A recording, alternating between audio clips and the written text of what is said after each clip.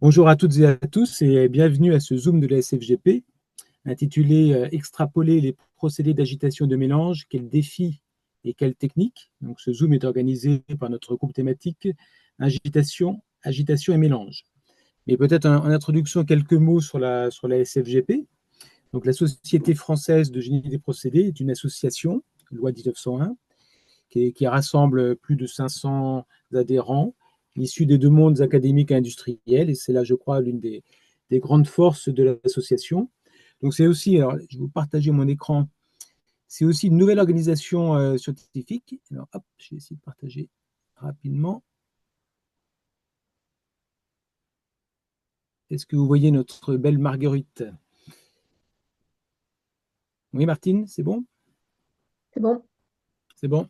Voilà, donc on a voulu, je dirais, lancer une nouvelle dynamique de nos groupes thématiques qui sont les parties que vous voyez en jaune sur cet écran.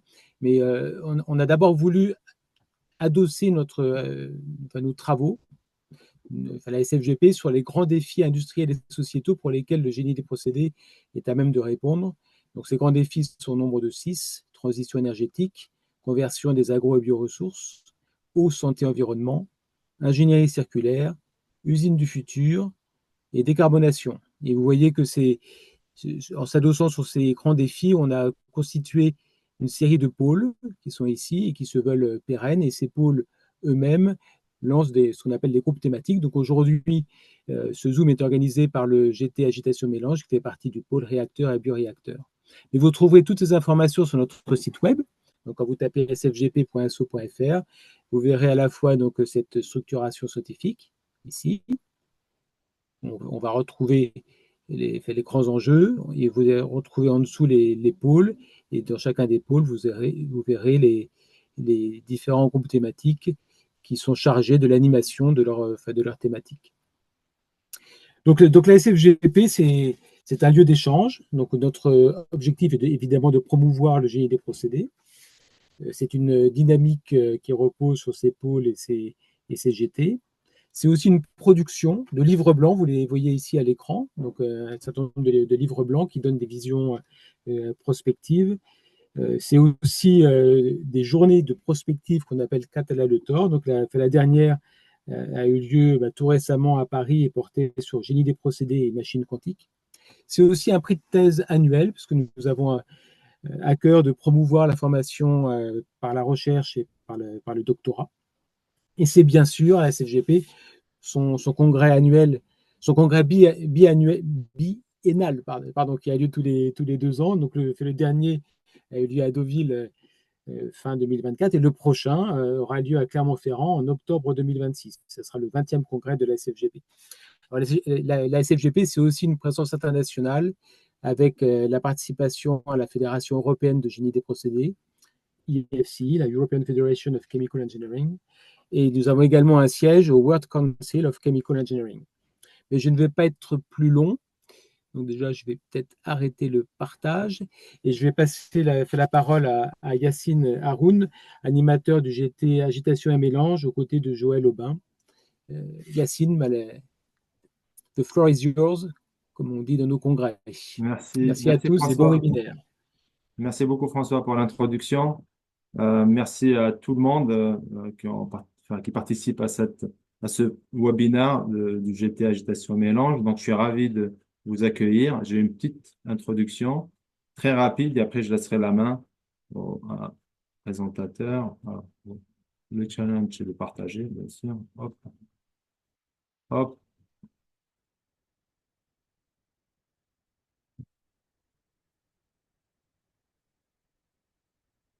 et voilà.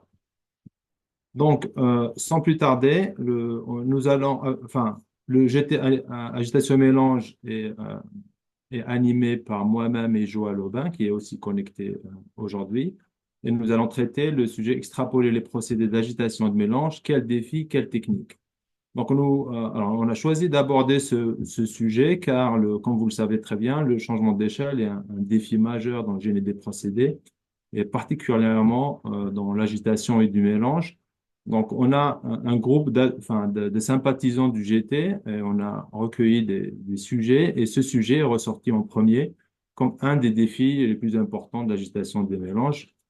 En effet, lorsqu'on veut extrapoler du pilote vers l'industriel ou même du laboratoire vers le pilote, on se pose toujours des questions euh, légitimes qui sont enfin, comment faire pour assurer la bonne performance, comment faire pour assurer le bon mélange, comment faire pour assurer la bonne conversion, sélectivité lorsqu'il s'agit de réactions.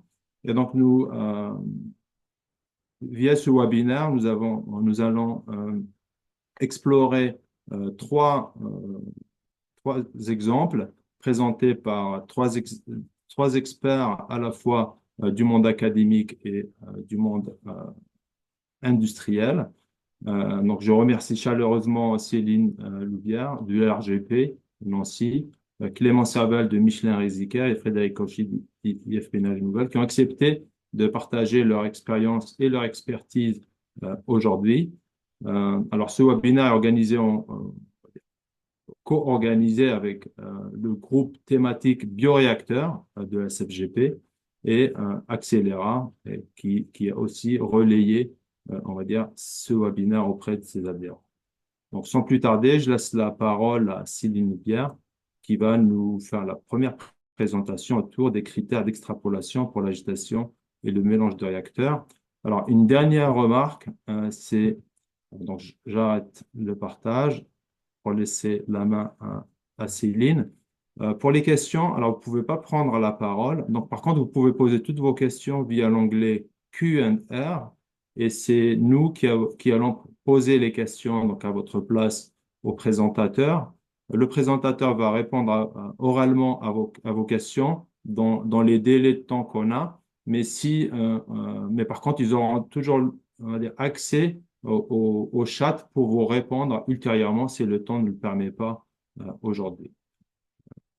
Voilà, globalement. Sur le déroulement, donc le webinaire sera fini, on fera attention pour que ça finisse à 16 heures pour permettre à tout le monde de regagner leur activité professionnelle. Donc, merci encore pour votre participation et Céline, je te laisse la parole. Merci pour cette introduction. Je vais juste m'assurer, on est bien en vue générale du PowerPoint et non en vue Ouais, très bien. c'est parfait, alors je me lance. Donc bonjour à toutes et à tous. J'ouvre le bal de ces trois présentations sur une présentation plutôt pédagogique avec une application académique de nos recherches dans l'équipe sur les critères d'extrapolation pour l'agitation et le mélange en réacteur. Donc je suis Céline Loubière, maître de conférence au LRGP et enseignante à l'ENSAIA à Nancy. Pour cette présentation, j'introduirai les concepts globaux de ce que représente l'extrapolation et quelques définitions qui nous accompagneront tout le long de cette présentation, avant d'aborder l'extrapolation par une approche globale, souvent mieux connue, qui me permettra d'introduire parfois la nécessité d'aller aussi vers une intégration d'approches locales avec un exemple concret de méthode scaled-down en méthanisation que nous avons opéré dans l'équipe. Je conclurai quelques éléments d'appréciation de bonnes pratiques d'extrapolation. Donc, l'objectif ici est de savoir comment appréhender une augmentation du volume de production d'un procédé, autrement dit, comment réaliser un transfert entre une échelle laboratoire et une échelle industrielle. Il est bien reconnu aujourd'hui que c'est une étape cruciale qui n'est pas forcément aisée, qu'on doit prendre en main suffisamment tôt et en posant les problématiques de comment conserver l'environnement. Pour augmenter ce volume de production, deux approches sont possibles. La première consiste en gardant le même environnement en réacteur, mais en multipliant le nombre de réacteurs. Ainsi, on multiplie de facto le volume de notre procédé en conservant un environnement strictement le même. S'il a été maîtrisé et qu'on garde le même réacteur, on s'attend aux mêmes performances et on peut théoriquement monter en volume infini. Mais cela nécessite des investissements et des coûts opératoires bien plus élevés, ainsi que, en général, un encombrement plus important. Et puisqu'on multiplie le nombre de cuves de réacteurs, la maintenance est aussi multipliée. L'autre voie que l'on abordera plus précisément aujourd'hui sur cette présentation constitue ce qu'on appelle le scale-up, où on va monter monter en échelle sur notre procédé avec une cuve plus grande qui permet d'automatiser et de réduire les coûts par rapport au numbering up pour un volume donné. Mais des études sont nécessaires afin d'opérer et de déterminer quelles sont les bonnes conditions opératoires à plus haute échelle permettant de conserver le rendement de notre production.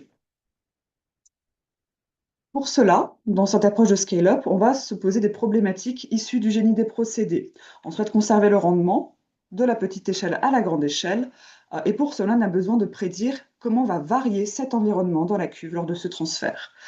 Par environnement, on va comprendre l'environnement aussi bien sur le comportement physique, thermique, chimique, biologique, mécanique, tous les phénomènes qui peuvent entrer en jeu et impacter le rendement de production. Par exemple, ici, alors on est sur une application de procédé, mais cela vaut pour n'importe quel type de procédé. En augmentant l'échelle, l'environnement vu par un élément, un traceur, un scalaire dans la cuve va sensiblement varier. Et on va devoir chercher quels éléments doivent être maintenus pour conserver le bon rendement. Donc dans cet exemple-ci, on est sur un paramètre lié à la turbulence où on a voulu conserver une turbulence moyenne et une turbulence max similaire. Même si notre objet voit plus ou moins souvent ces événements, on choisit quoi maintenir pour assurer un environnement compatible avec la production. Cet aspect de scale-up, il a été démontré alors depuis un moment maintenant, c'est bien reconnu que lorsqu'on développe un procédé, il est important de prendre cette notion de scale-up, d'extrapolation venir au plus tôt du procédé. On va développer le procédé à une échelle laboratoire. On sait qu'on aura ces aspects d'ingénierie qui viendront à plus haute échelle. Aujourd'hui, le moment où on se lance à prendre en compte ces problèmes d'ingénierie n'est pas clairement défini, mais il est démontré que plus tôt cela est pris en compte lors du développement du procédé, moins de risques on a par la suite lors de cette extrapolation. Également, ici, je souhaitais vous mettre en évidence deux définitions clés qui vont nous accompagner. Les notions de scale-up et scale-down, puisque par l'extrapolation, je vous ai abordé jusqu'ici cette montée en échelle, mais on a également le sens inverse, on va réduire l'échelle, et les deux ont leur intérêt. Pour l'approche scale-up, donc c'est comme j'ai cité précédemment, on cherche à augmenter l'échelle en conservant les performances de production. Pour l'approche scale-down, on dispose d'un procédé, déjà à grande échelle, mais on souhaite l'améliorer, mieux le comprendre. Pour cela, on va réduire l'échelle pour avoir des possibilités de travailler dessus, à une échelle pilote, à l'échelle d'une maquette, l'améliorer et ensuite remonter à plus grande échelle de façon pertinente sur nos critères afin d'améliorer in fine ce procédé industriel. Pour cela, on va utiliser ce qu'on appelle les principes de similarité. Si on veut un environnement similaire entre nos deux échelles, on va chercher à caractériser ces phénomènes clés qui entrent en jeu. Alors un système peut être caractérisé par sa taille, par son design, par les distributions des potentiels, donc vitesse, composition, température, et également les distributions des flux. Alors les flux de chaleur, les moments, la matière, etc. Attention, cette distribution spatiale et temporelle du système va dépendre plutôt des ratios de grandeur caractéristiques que de ses valeurs de taille à proprement parler. Ainsi, on va réfléchir quels sont les critères à conserver sur ces phénomènes selon le problème que l'on étudie. Mécanique, thermique, chimique, on peut en combiner plusieurs. Et on va chercher, à partir d'analyses dimensionnelles, à représenter ces phénomènes pour être capable de les conserver lors du transfert d'échelle. Alors, vous avez ici une liste récupérée avec les mécanismes, des variables associées, que ce soit température, composition, pression, etc. Et comment la taille, on peut déjà prévenir sur l'influence qu'elle aura sur nos phénomènes. À partir de là, je vais vous présenter l'extrapolation selon une approche globale, l'approche typiquement mise en place en premier lieu. Nous partons sur des principes de similitude comme parlé précédemment. Première chose à réfléchir, ça concerne la géométrie de notre système. Est-on sur une similitude géométrique complète, partielle? Alors, je vous ai remis, ce tableau va nous accompagner des critères d'extrapolation clés que l'on retrouve en général. Je ne vais pas les lister, les présenter de façon exhaustive, mais vous l'avez à disposition. Et on peut voir que dans ces critères, on va retrouver des termes de dimension qui seront importantes selon les similitudes que l'on met en place. Si l'on a une similitude géométrique complète, Alors en général, c'est quand on n'a pas encore le réacteur final et qu'on va chercher à savoir comment le designer. On va chercher à garder le même ratio entre les diamètres, les tailles de cuve, diamètre de mobile, pardon, diamètre de cuve, les hauteurs de notre fluide, de notre mélange, et la distance entre le fond et nos mobiles, à garder toujours ces mêmes ratios entre les deux échelles. On travaillera plutôt sur des ratios D sur T ou H sur T que l'on maintiendra entre les deux échelles. Si l'on a une similitude partielle, on n'aura pas l'ensemble de tous ces ratios égaux à notre même facteur multiplicatif, mais on se concentrera déjà sur certains ratios clés, en général le D sur T et le C sur T. Une fois notre design posé, on va s'intéresser à nos phénomènes dans la cuve. Alors on est ici sur une présentation avec le mélange. Je vais particulièrement m'intéresser sur cette partie de l'agitation. De façon non exhaustive, je souhaitais vous présenter les 3 paramètres les plus utilisés et quelle réflexion on peut avoir sur les 3, puisque chacun va dépendre de la situation où l'on se trouve pour l'extrapolation. Pendant longtemps, et par sa facilité de mise en œuvre, on s'est souvent basé sur la vitesse en bout de pale, U-type, qui permet de maintenir donc la vitesse en bout de pale. Mais d'un point de vue hydrodynamique, il faut comprendre que le gradient de vitesse régi par ces écoulements ne permettront pas forcément de garder le cisaillement. Et on se retrouve sur un système avec une diminution de la fréquence d'agitation et de notre puissance volumique dans la montée en échelle, ce qui peut avoir des limitations sur les phénomènes de transfert, notamment si on met de l'oxygène ou autre. Également, nous avons la puissance volumique par unité de volume, P sur V, qu'on retrouve très fréquemment et de plus en plus aujourd'hui, qui permet de conserver cette fois-ci les contraintes mécaniques moyennes et les capacités de transfert en ayant une augmentation relativement raisonnable du temps de mélange. Néanmoins, ce critère peut atteindre des puissances nécessaires plus élevées qui peuvent avoir un coût, voire certaines limites par rapport à notre procédé. Enfin, le nombre de Reynolds est aussi très intéressant par la conservation du régime d'écoulement. Alors, on le retrouvera plutôt sur des approches scale-down, puisque pour le scale-up, en général, on est sur des systèmes où souvent nos critères augmentent la valeur de Reynolds. Mais supposons on est sur une approche scale-down, on veut réduire notre échelle. Si on a des phénomènes turbulents, on va chercher à les maintenir pour garder des phénomènes similaires dans notre étude à petite échelle. Donc c'est plutôt dans ces approches scale-down où l'on va s'intéresser à la conservation de ce régime pour avoir une étude représentative. Rapidement, pour vous donner une estimation sur l'impact du choix de critères, j'ai pris un problème avec des valeurs très typiques. 1 fois 10 sur notre similitude, on est en similitude géométrique parfaite. Et quelle est la différence avec nos 3 critères? Vous voyez qu'en partant de notre pilote à 300 RPM, si je souhaite savoir comment fixer mon agitation à la plus grande échelle sur mes 3 critères, j'aurai 3, 30 ou 65 rotations par minute, ce qui donne finalement des résultats très différents. Et si l'on s'intéresse aux puissances, au nombre de Reynolds avec les régimes et aux vitesses, ce seront des comportements attendus très différents. Donc il est important, lorsqu'on pose le problème de l'agitation, à bien comprendre quels paramètres on veut conserver et surtout le pourquoi. Je continue. On peut se référer à ce tableau donc, qui avait été adapté de Roustan et Tali des techniques de l'ingénieur, où on retrouve ici, par exemple, si on s'intéresse à notre temps de mélange, eh bien, avec ma vitesse en bout de pale, mon temps de mélange, avec ma vitesse, pardon, hop, ce sera mieux comme ça, excusez-moi, mon temps de mélange, je vais, voilà, mon temps de mélange avec ma vitesse en bout de pale, je vais faire un x10 en estimation.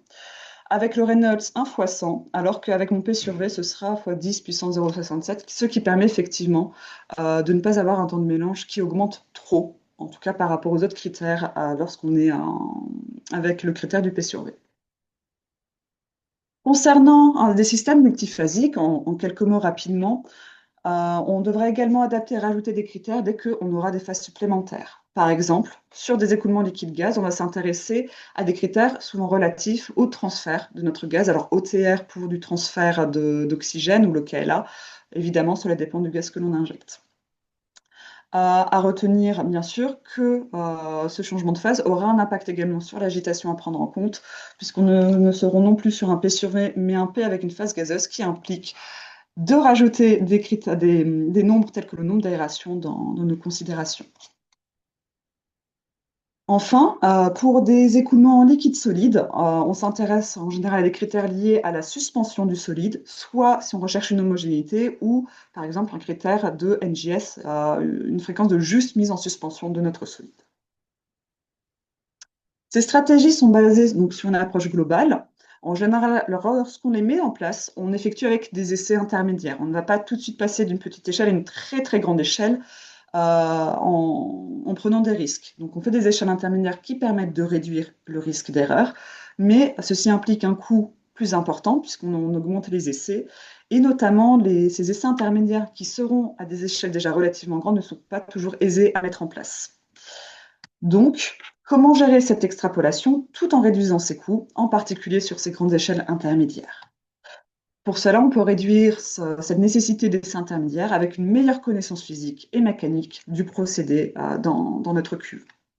Donc, pour répondre à ce besoin, on va avoir besoin d'avoir une meilleure caractérisation des phénomènes et des comportements locaux. Si je reprends cette finesse de la description de l'hydrodynamique, nous avons une progression entre la méthode globale que nous venons de voir avec le scale-up, scale-down sur nos critères globaux. On est en quelque sorte sur un copier-coller à plus grande échelle, alors en maintenant certains critères, mais il y a encore un côté bois noir sur comment ça se passe réellement dans la cuve. Donc c'est facile à mettre en œuvre, les calculs sont relativement simples et courts. Les quelques calculs que je vous ai montrés précédemment avec le N, c'était fait en quelques minutes. Mais on a besoin de disposer de données sur le procédé et on risque des imprécisions si on manque d'échelle intermédiaire.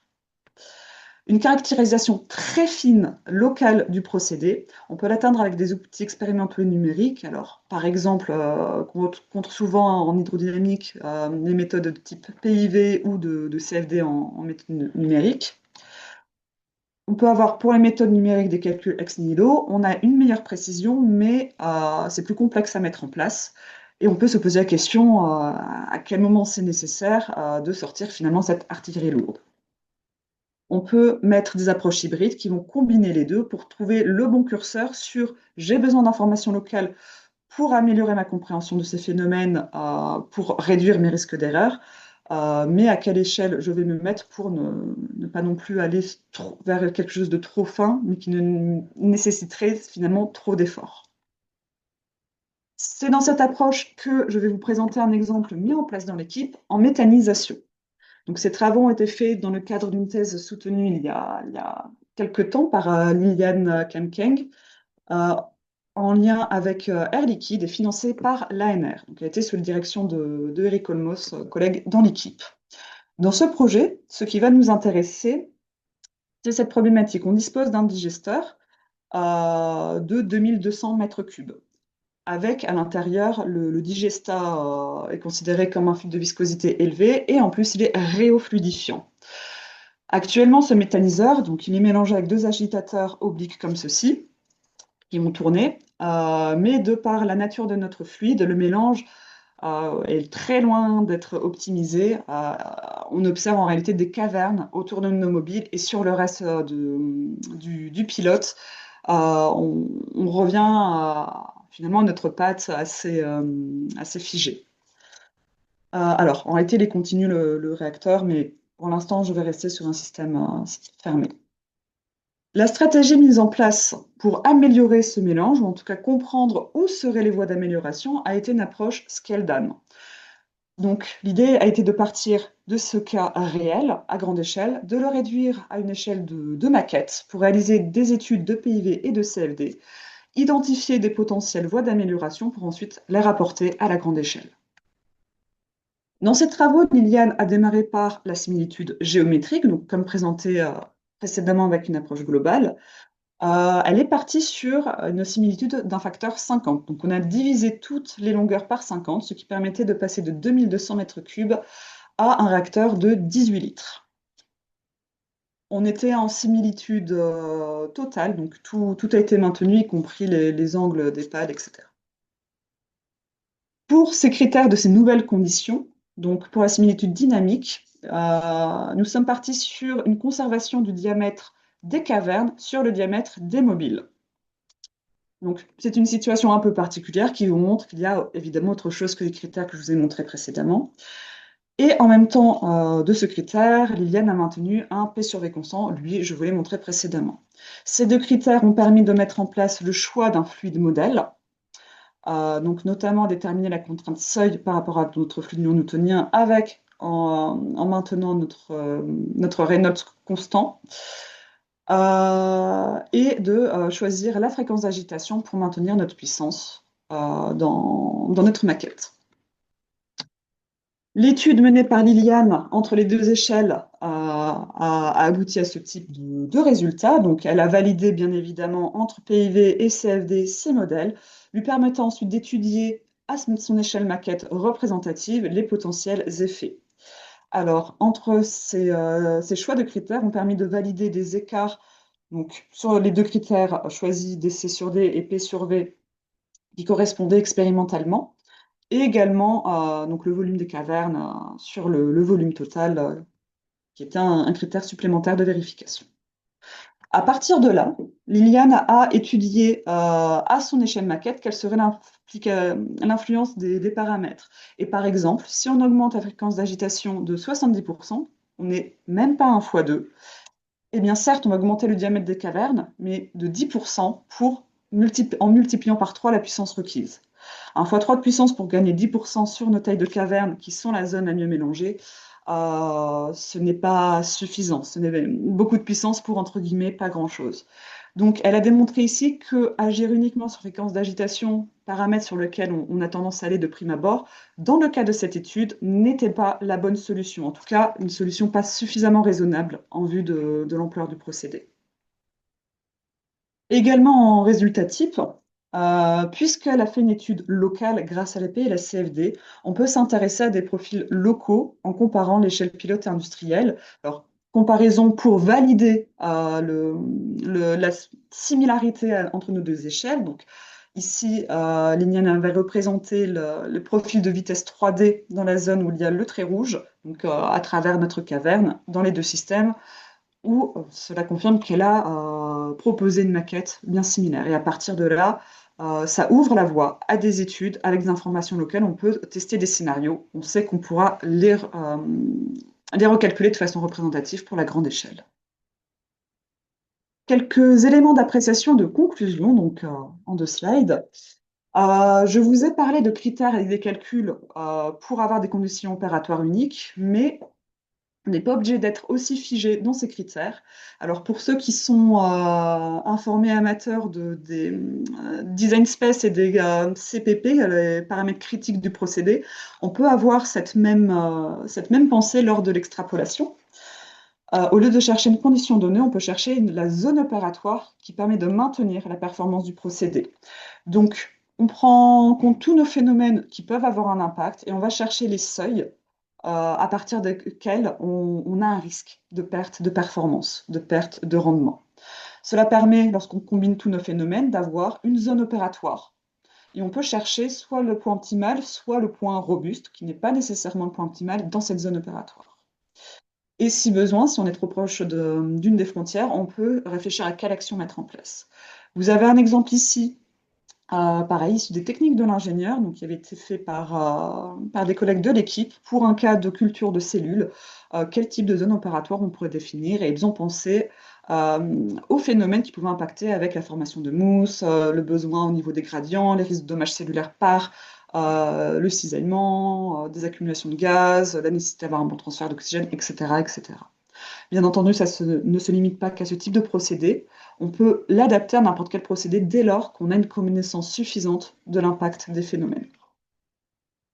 Pour conclure, donc, je vous ai présenté dans cette courte présentation comment on va dire les grandes lignes pour faire une extrapolation. Alors, par extrapolation, on peut aussi bien avoir la montée en échelle que la descente en échelle, selon les applications que l'on cherche. Et pour celle-ci, on peut se baser sur des études réactionnelles expérimentales de l'écoulement, mais également faire entrer en jeu des analyses dimensionnelles et également des études par simulation pour consolider nos calculs et diminuer les risques, et en particulier si l'on ne peut pas faire suffisamment d'expériences intermédiaires permettant de dérisquer la montée en échelle. Dans les éléments clés à retenir, je souhaitais insister sur le besoin que la montée en échelle, on ne pourra pas maintenir 100% de l'environnement. On va devoir faire un compromis, choisir quel élément on doit maintenir et quel élément on est prêt à faire des compromis dessus. Identifier pour cela les étapes limitantes et les verrous du procédé. Bien caractériser les phénomènes mis en jeu pour mieux connaître ces étapes limitantes et garder en tête que certains ne sont pas toujours visibles dès la petite échelle. Par exemple, en écoulement gaz liquide, la coalescence et la rupture de bulles peut se différencier lors de la montée en échelle. Et enfin, l'idéal, c'est d'opérer tout de même à une montée progressive afin de dérisquer la montée en échelle et savoir combien d'étapes intermédiaires on doit faire va dépendre du procédé. Si on est sur un procédé dont la problématique est relativement facile, on peut tout de suite faire des sauts de 50 à 100. Plus difficile, on fera des sauts de 10 à 30 sur nos volumes. Et si c'est difficile, qu'on ait déjà des grandes échelles, en général, on fait des sauts plus raisonnables de 2 à 4. Ce sont des ordres de grandeur généraux. Il est évident qu'il y a toujours des cas particuliers. Et je souhaitais donc pour cette présentation remercier Eric et Liliane qui ont beaucoup travaillé sur les résultats que je vous ai présentés, puis également Eric et Isabelle sur cette partie extrapolation qui ont alimenté cette présentation. Je vous remercie de votre attention et je reste disponible pour les questions.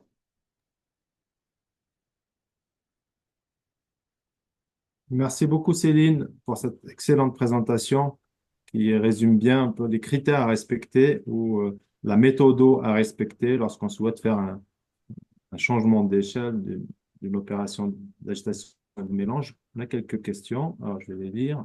Bon, il y a Alain Linet qui dit merci pour cet exposé. Bon, merci Alain. Merci Alain. Julien Auvray, bonjour, merci pour la présentation. Si je souhaite conserver la notion du taux de cisaillement lors du scale-up, quels critères d'extrapolation serait-il le plus approchant? Est-ce que le tip speed ne serait pas le plus adapté?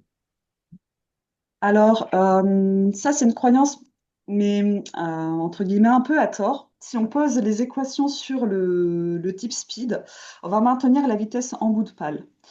Mais prenons par exemple en régime laminaire, euh, ce, ce- donc, ce cisaillement qui est finalement un gradient de vitesse, on va l'estimer comme étant à partir du quotient de la vitesse entre le bout de pale et l'espace entre la pale et la paroi de la cuve. Donc, on va avoir une équation. Alors, notre cisaillement, ce sera pi n d. Si je reprends ma vitesse, divisé par, on va prendre la demi-distance entre la paroi et la cuve, donc t-d divisé par 2.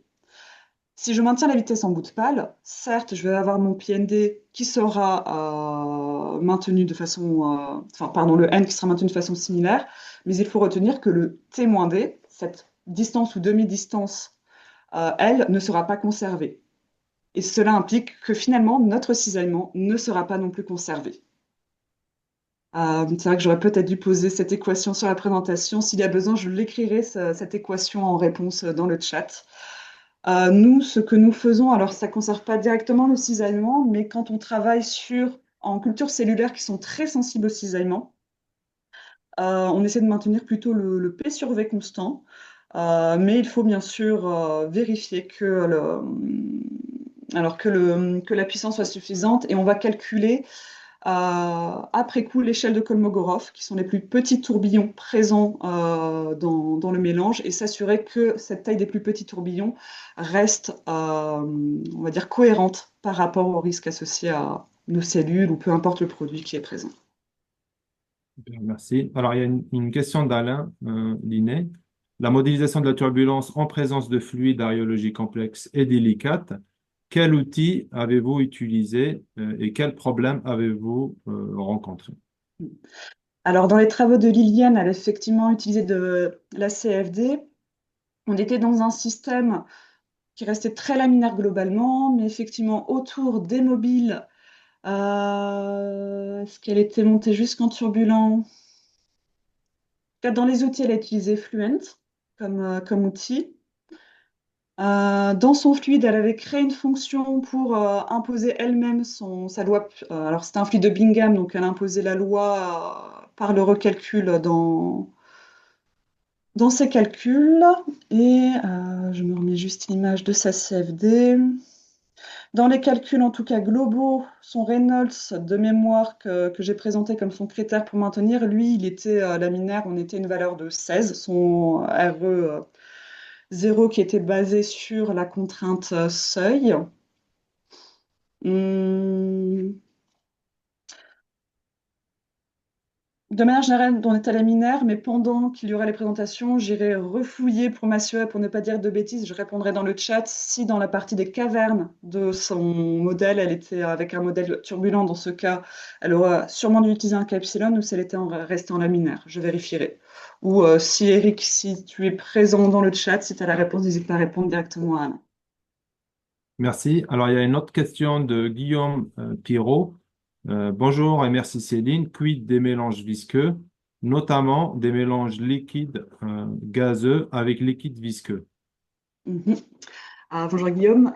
Pour les mélanges visqueux, on va déjà s'interroger sur quel mobile est adapté. Euh, Par exemple, alors toujours dans la méthanisation, mais qui date d'il y a plus longtemps, il y avait eu les thèses de Aline Lebranchu qui travaillait sur alors fluide non newtonien et très visqueux.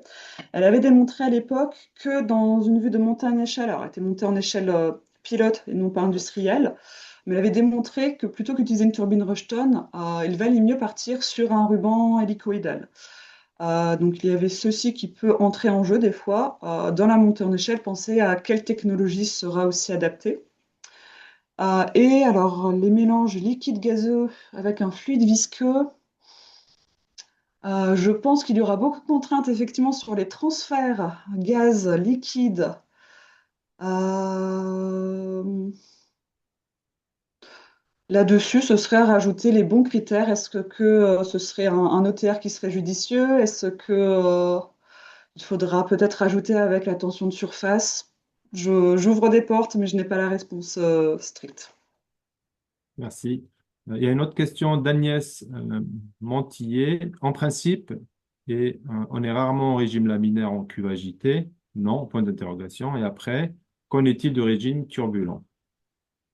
Alors, tout dépend du procédé. On peut avoir du régime laminaire, bien par exemple avec le fluide de méthanisation que je vous ai montré, on était globalement en régime laminaire, Reynolds de 16. On peut se retrouver avec dans le mélange de pâtes visqueuses, imaginons en alimentaire, si on doit mélanger, je sais pas, des crèmes assez visqueuses, on peut arriver sur du laminaire.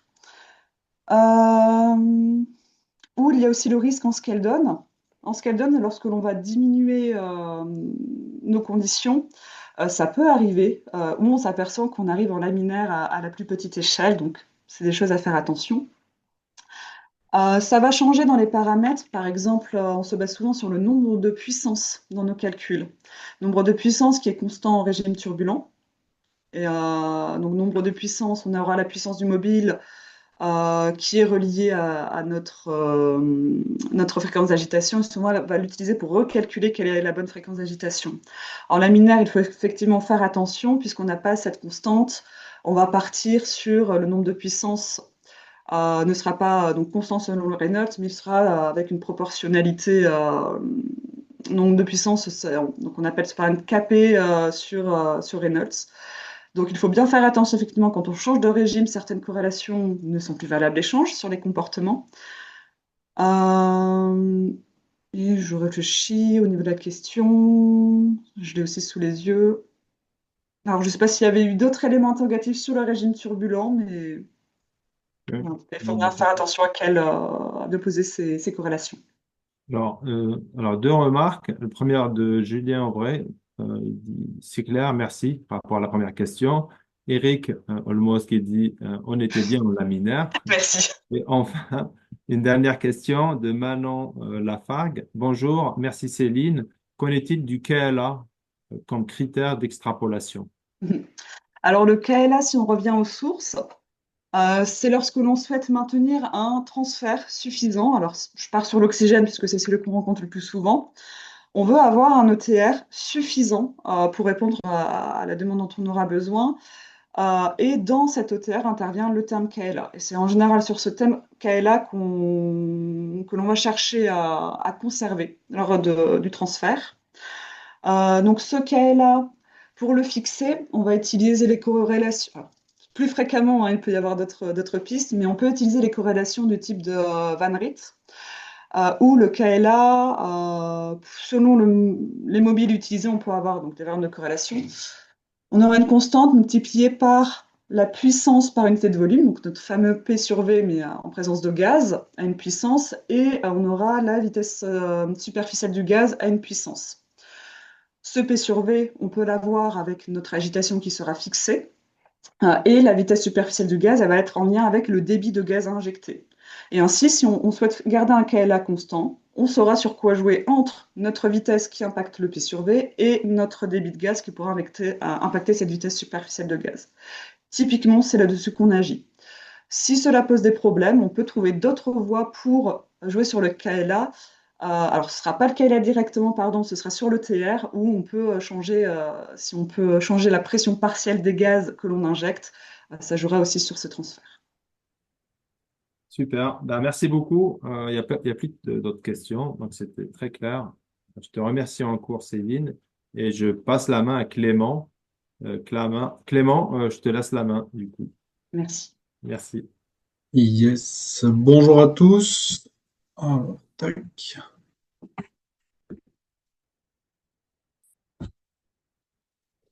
Est-ce que vous m'entendez bien? Vous voyez bien ma présentation?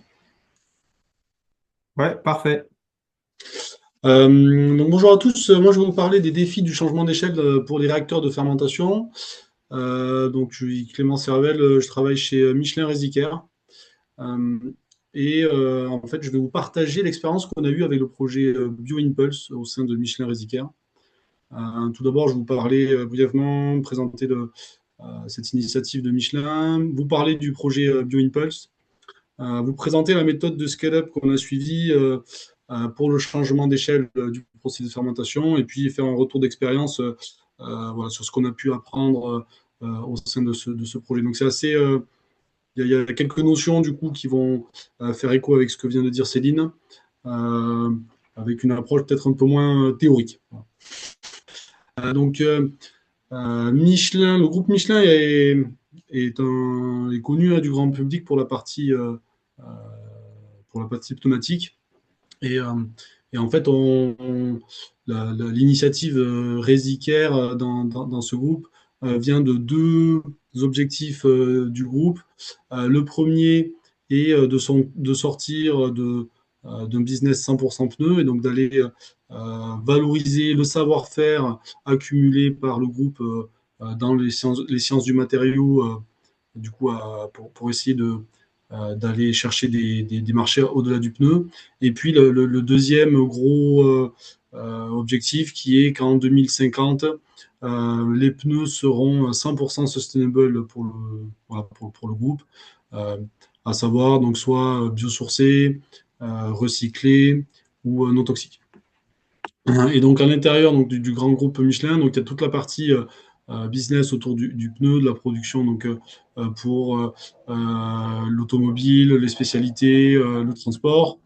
Il y a tout un business donc qu'on appelle autour du pneu qui est pour travailler sur le management de flotte, les services connectés, ce genre de business. Et puis il y a toute une partie du coup qui est au-delà du pneu avec les différentes initiatives du groupe en dehors du pneumatique, et donc notamment la partie adhésif avec Resic.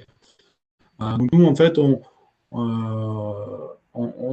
vient d'un triptyque. En fait, on propose des résines pour des applications industrielles qui sont non toxiques, bio-based et haute performance. Non toxiques, donc on parle en absence de substances SVHC, donc Very High Concern, avec les critères définis par l'ICHA. Et donc on est voilà, on a une unique combinaison autour de ces de ce triptyque là. Et puis du coup, je vais vous parler à l'intérieur donc de ce triptyque la partie bio-based pour les monomères.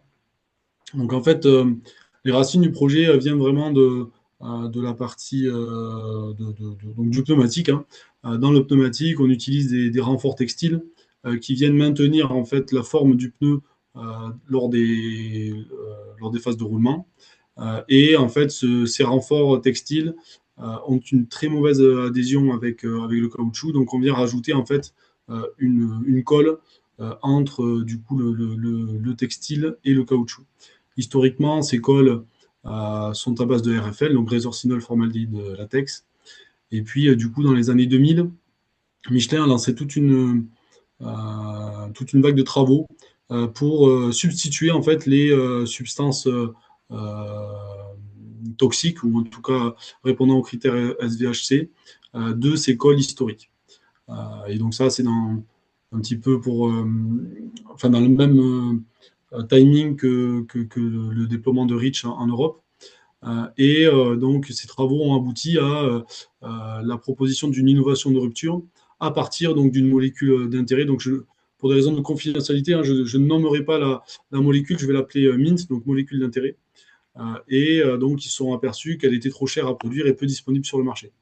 Donc, Michelin n'étant pas forcément connu pour son expertise en biotech, ils ont décidé en fait de lancer un projet pour aller chercher des partenaires externes pour les aider donc à mettre en place cette production de molécules d'intérêt biosourcées. Donc c'est la naissance du projet BioImpulse, qui est un projet ADEME qui a qui a deux objectifs, hein, donc trouver un moyen de produire la molécule d'intérêt, et puis développer des résines à partir de cette molécule d'intérêt. Donc développer des résines en dehors du pneumatique, hein, du coup dans le bois, l'isolation, les composés moulés, les laminés, etc.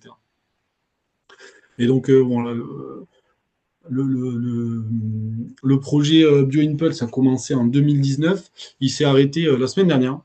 Donc le budget était de 28 millions, financé par l'ADEME, avec 5 partenaires majeurs, donc Michelin Résicaire, le SAFRE avec sa branche LIF pour son expertise en procédé de fermentation, un utilisateur final de la colle qui est du coup le FCBA pour tout ce qui est bois et ameublement, une experte, enfin l'INRAE avec du coup TWB, TBI de Toulouse pour son expertise sur le développement de souches pour la modification de micro-organismes.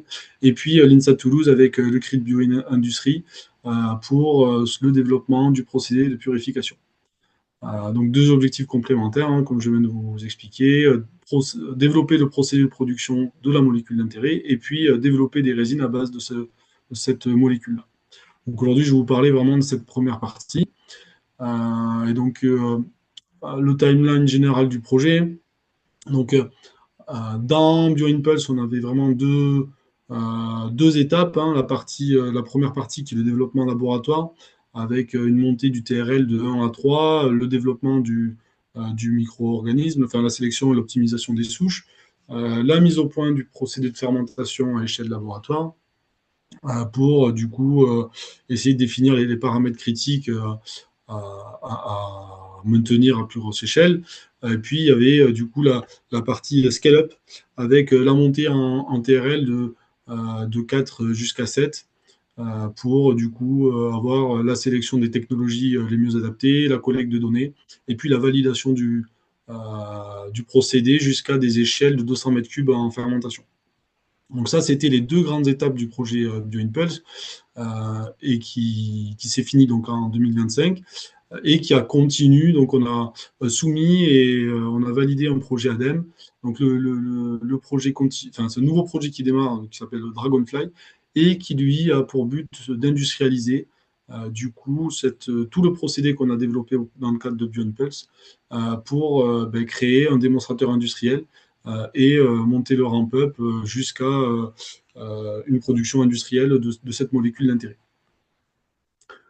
Donc aujourd'hui, je vais vous parler, voilà, on va se focaliser sur la partie BioImpulse.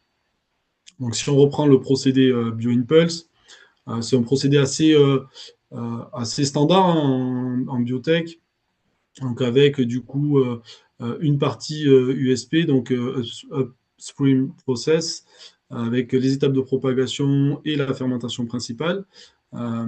Donc tout le procédé, la clé, donc c'est le micro-organisme qui permet de transformer du sucre en molécules d'intérêt. À la fin de la fermentation, on obtient un mou. Ce mou présente du coup la biomasse plus la molécule d'intérêt dans la partie liquide. On a des étapes de purification, donc de séparation de la biomasse, de purification, puis de concentration pour arriver du coup à une étape finale de cristallisation et obtenir le produit d'intérêt sous forme solide. Donc aujourd'hui, je vais me focaliser donc sur la partie de fermentation et sur les défis qu'on a dû relever pour du coup passer d'une échelle de quelques millilitres à une échelle de plusieurs centaines de mètres cubes. Donc là, on va dire la particularité des procédés de fermentation et, donc, et biotech en général, c'est que on a du coup ce micro-organisme qui est un procédé à l'intérieur du procédé. Et c'est vraiment le micro-organisme, donc le cœur du procédé, qui va fixer les performances globales du procédé. Et ce sera du coup directement lié aux performances qu'on obtiendra lors de la fermentation. Donc ces performances, elles dépendent de la souche, du milieu et du procédé de fermentation. Et donc l'étape initiale on va dire de développement de la souche et du procédé de fermentation, c'est déterminant pour les procédés finales et globales du procédé. Et donc on vise donc dans cette étape, on va dire, d'études de laboratoire, de maximiser le rendement du sucre vers la molécule d'intérêt, d'optimiser la production de biomasse et de molécules d'intérêt, et puis de maintenir les voies métaboliques pour du coup maximiser la production de notre molécule et limiter la présence de coproduits. Et donc ça, c'est le défi du changement d'échelle, en fait, c'est de maintenir les conditions optimales de la fermentation pour en fait, répondre aux exigences très précises des micro-organismes. C'est des divas en fait, au service de l'industrie. Et donc, travailler avec ces molécules, c'est vraiment maintenir ces conditions opératoires optimales de l'échelle du laboratoire jusqu'à l'échelle industrielle. Il faut notamment maintenir les paramètres, donc le pH du milieu, les concentrations en nutriments, la température, la concentration en oxygène, etc. Donc ça, c'est vraiment le défi majeur pour moi, ça a été vraiment de travailler sur l'optimisation et le maintien des conditions opératoires à toutes les échelles de production. Donc, si on reprend un petit peu la méthode qu'on a suivie, donc au niveau du développement de la souche, initialement, autour de 2019, le screening de différents micro-organismes, la sélection. Après, il y a une étape du coup d'optimisation et de définition de la recette du procédé de fermentation. Il y a après du coup une échelle jusqu'à quelques mètres cubes pour du coup valider la robustesse et puis vérifier que les performances sont suffisantes, enfin en tout cas sont similaires lors du changement d'échelle, et puis fournir suffisamment de produits pour la mise au point du procédé de purification, donc du downstream process. Et puis à l'échelle du coup démonstrateur, à l'échelle de 200 mètres cubes, pour valider les performances, et puis du coup écrire un process book pour la construction de l'unité industrielle. Donc là, vraiment, vu comme ça, on dirait que le scale-up est linéaire, mais en fait, ce n'est pas le cas. Il y a beaucoup de boucles itératives, du coup, à différentes échelles, hein, beaucoup de boucles itératives, on va dire, à échelle laboratoire, entre le développement, la sélection de souches et la validation des premières performances à échelle laboratoire, puis des boucles itératives entre l'échelle laboratoire et l'échelle pilote. Et enfin, des boucles itératives, du coup, entre le pilote et l'échelle démonstrateur. Il peut même y avoir, du coup, des retours en arrière en cas de problème. Et ça, donc de l'expérience qu'on a pu avoir, c'est vraiment ces différentes boucles et ces itérations qui sont qui demandent du temps et de la ressource pour du coup pouvoir les faire le plus rapidement possible pour arriver assez rapidement vers l'échelle industrielle.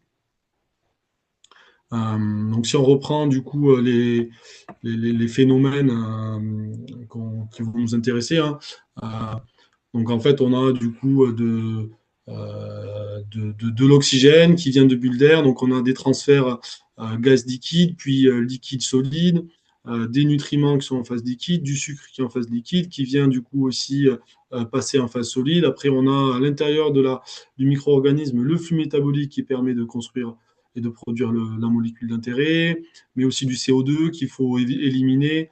Donc on a énormément de phénomènes de transfert qui se font à différents de phases, donc gaz, liquide, solide, euh, avec une complexité qui est assez importante.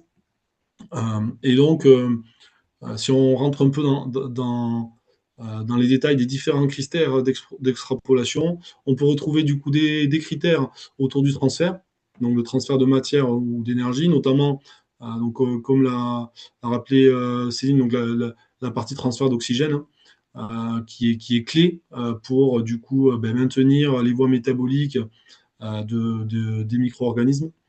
Donc, on peut voilà, facilement utiliser le KLA du coup qui représente la capacité du système à transférer l'oxygène vers la phase liquide. Et donc nous, on a pu le suivre assez facilement par la pression, par des capteurs de pression en O2. Et donc on a des actions possibles en fait qui permettent de gérer et optimiser ce critère-là pour le maintenir aux différentes échelles. On a aussi du coup le transfert de chaleur qui est clé notamment dans les phases, pour les fermenteurs de taille industrielle avec des ratios surface sur volume qui ne sont pas forcément les mêmes que ce qu'on peut avoir à petite échelle. Et donc, on a besoin en fait d'un contrôle de température en tout point du fermenteur pour éviter en fait des gradients thermiques qui peuvent soit impacter la viabilité des micro-organismes ou même impacter les voies métaboliques que l'on peut suivre. Du coup, la capacité de refroidissement du fermenteur, donc à travers des cols, des échangeurs, potentiellement du boucle externe, mais aussi par l'agitation, c'est vraiment quelque chose qu'il faut maximiser. Donc ça, ce critère qu'on a pu suivre, nous, c'est la température de fermentation et essayer vraiment de la maintenir, quelle que soit l'échelle. Du coup, il y a quelques actions possibles pour pouvoir modifier, en tout cas, jouer dessus. Et puis, il y a le transfert de matière autre que du coup l'oxygène, avec le contrôle de l'homogénéité des concentrations en substrat, en nutriments, en pH et en coproduits. Donc ça peut se faire par de l'analyse en ligne, selon le type de constituants qu'on peut suivre, mais aussi par du coup le design du fermenteur et de son agitation, ou du coup le suivi du pH. Il y a aussi du coup les critères d'hydrodynamique qui sont clés sur l'agitation et le régime d'écoulement. Le temps de mélange court est essentiel pour éviter les zones mortes et assurer du coup des distributions homogènes de gaz, de nutriments et de molécules d'intérêt. Donc nous, on est parti sur un design standard. Donc en fermentation, on a souvent des fermenteurs avec un haut ratio H sur D, puis des multimobiles, donc un mobile cisaillant en bas du fermenteur pour casser des bulles, et puis des mobiles pompants pour homogénéiser au mieux le fermenteur. Donc voilà, nous, on est parti sur utiliser des designs standards pour du coup aller le plus rapidement possible vers les étapes, vers les grosses étapes. Il y a aussi du coup maintenir le régime d'écoulement entre les différentes tailles pour maintenir du coup les conditions opératoires et l'homogénéité du fermenteur. Là aussi, c'est important de vérifier que les cisaillements ne sont pas trop importants, notamment à grosse échelle, pour limiter du coup l'impact sur la biomasse qui peut être très sensible au cisaillement. Et après, on a donc tous les critères biologiques et chimiques du micro-organisme, donc la stabilité du pH, qui peut avoir des effets d'inhibition enzymatique ou du coup des effets sur la croissance de la biomasse. On peut aussi avoir des effets sur le CO2 dissous, sur du coup voilà le métabolisme microbien, et puis la stérilisation. Donc on a eu pas mal de problèmes de contamination, notamment lors des montées en échelle. Et donc ça, c'est toujours assez important de travailler sur ces étapes de stérilisation euh, avec des protocoles robustes et puis des équipements adaptés. Euh, donc là, si je peux partager, donc voilà je vous propose de partager l'expérience qu'on a pu avoir sur le projet BioImpulse. Donc très rapidement, en fait, on est parti sur le choix de sélectionner une souche très rapidement qu'on a appelée V0 pour pouvoir en fait développer le procédé laboratoire et le screening des conditions opératoires de fermentation à échelle donc 250 millilitres, et puis pour valider rapidement les performances de cette souche à plus grosse échelle. Donc ça, on a fait ça avec des boucles courtes donc au début, puis après, très rapidement, on est allé vers du scale-up, donc quelques dizaines de litres, hein, voire des centaines de litres, et puis des essais pilotes à hauteur de 10 mètres cubes. Donc ça, au cours de l'année 2022, donc 3 ans après le début du projet. Et donc là, on s'est rendu compte que dès qu'on est passé à échelle voilà, 10 mètres cubes, on a eu un effet, une grosse perte de performance, environ 25%, hein, sur, sur notre fermentation et puis sur notamment la productivité de notre molécule d'intérêt. Et donc là, nous, on soupçonne un effet du CO2, donc une inhibition forte du CO2 sur la souche qu'on a obtenue. Et donc, ça, on a décidé en 2023 d'arrêter cette voie-là. Et en fait, en parallèle, on avait continué de travailler au laboratoire pour ben, continuer à améliorer en fait le micro-organisme. Et donc, un peu plus d'un an après, en fait, après la sélection de la souche V0, on a lancé du coup la voie, ce qu'on appelle V1, avec la sélection d'un nouveau micro-organisme. Et puis, du coup, on a fait en fait toutes ces étapes de développement laboratoire, de validation des performances en parallèle du coup de la V0 pour avoir en fait une option B. Et, le, ce qu'on peut retenir, c'est qu'en biotech, il vaut mieux avoir des options B, des plans B quand on fait de la montée en échelle. Parce que là, en fait, sur cette souche-là, on n'a pas eu du tout de problème en fait de perte de performance lors de la montée à l'échelle. Et puis on a pu faire du coup en 2024 et en 2025 des essais à 200 mètres cubes avec des performances quasiment ISO avec ce qu'on a pu avoir au laboratoire. Et donc, on a même une troisième souche, donc avec une souche V2, qui là utilise d'autres sucres, donc avec des TRL un peu plus bas, avec voilà, l'objectif de travailler en parallèle cette deuxième voie. Toujours pareil pour avoir du coup des plans, un plan B, et puis travailler du coup avec une source 2G de sucre. Donc voilà, moi je peux vous, ce que je peux vous partager, c'est que avoir un plan B en biotech, c'est quand même plutôt un bon plan. Et puis on a su aussi euh, travailler en partenaire avec des experts dans le monde de la biotech, notamment voilà, les équipes d'Alderis, TW, TBI de l'INRAE, des experts dans le monde du procédé de fermentation avec le SAFRE, des, des, des experts dans le monde du procédé de purification, donc avec Processium, le LGC et le CRIT bio de l'INSA. Et donc, on a aussi eu un partenaire qui nous a fait tout le scale-up, qui est ARD, qui a pu aussi travailler l'USP, DSP au même endroit. depuis l'échelle du pilote jusqu'à l'échelle démonstrateur. Et donc, ça nous a permis en 2025 de rédiger le process book et de du coup continuer le projet au sein d'un nouveau projet Dragonfly pour l'industrialisation de ce procédé. Donc c'est un peu là, ce que je voulais vous partager. Hein, ces boucles itératives, en fait, c'est la difficulté principale. Il faut un temps de développement important, mais on ne peut pas se permettre d'aller vers une optimisation de chaque boucle. Il faut quand même tester très rapidement en fait, à l'échelle suivante pour du coup ne pas avoir de mauvaises surprises lors de l'industrialisation. Et du coup, voilà, la clé, ça a été vraiment de continuer à travailler sur des nouvelles souches pour avoir le plan B qui finalement devient un plan A. Le choix des partenaires, ça a été clé pour nous, notamment Michelin, qui ne sont pas du tout experts dans ce domaine. Ça nous a permis, en 6 ans, du coup, de partir quasiment d'une feuille blanche et d'arriver à un procédé qui est industrialisable. Voilà, le choix de ne pas passer beaucoup de temps en modélisation et d'aller très rapidement vers des essais à l'échelle 1 pour maximiser le temps et du coup accélérer au maximum le processus de montée en échelle. Voilà, c'était un partage d'expérience autour de ce projet BioImpulse.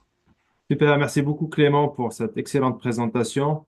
Effectivement, enfin, c'est un retour d'expérience qui est très pertinent et très utile, je pense, pour de nombreux d'entre nous. Enfin, ce que je note, moi, c'est que euh, euh, il est important d'avoir un plan B et que la techno, parfois, ne peut, enfin, même jouer sur la techno ne permet pas de résoudre le problème. Donc ici, typiquement, revenir à l'étape 0 pour définir une nouvelle souche pour pouvoir aller vers l'industriel et une option qui a permis de ne pas tuer le projet et d'aller jusqu'au bout. Donc, voilà, le scale-up peut être un killer et et la techno seule peut ne pas résoudre le problème. Donc, il faut aussi avoir des plans B, comme vous l'aviez fait. Excellent, ouais, c'est un excellent retour d'expérience. Alors, il y a quelques questions. Hmm. Alors,